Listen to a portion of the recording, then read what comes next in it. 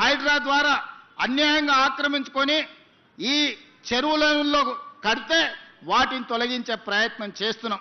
ఆ మధ్యకాలంలో మీరు చూసి ఉంటారు, అక్కినేని నాగార్జున గారు ఇన్కన్వెన్షన్ విషయంలో ప్రభుత్వం తొలగించింది. తర్వాత నాగార్జున గారు గుర్తించి వారే స్వయంగా ముందుకొచ్చి 2 ఎకరాలు అక్కడ చెరువుకు స్వయంగా వారే నన్ను కలిసి అప్పచెప్పి నగర అభివృద్ధిలో నేను ఒక హీరోగా ముందుంటా, మీరు ఒక మంచి సంకల్పంతో ఈరోజు ఆ చెరువును మీరు అభివృద్ధి చేస్తున్నారని చెప్పి 2 ఎకరాల స్థలాన్ని నాగార్జున గారు వాలంటీర్గా ముందుకొచ్చి ఈరోజు మనకు వారు హ్యాండ్ ఓవర్ చేయడం జరిగింది.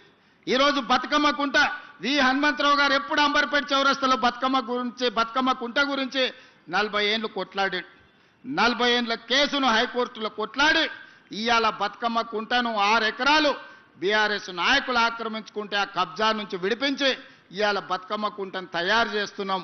వచ్చే బతుకమ్మలు బతుకమ్మ కుంట అంబర్పేటలో మా ఆడబిడ్డలతో ఆడిపించే కార్యక్రమాలు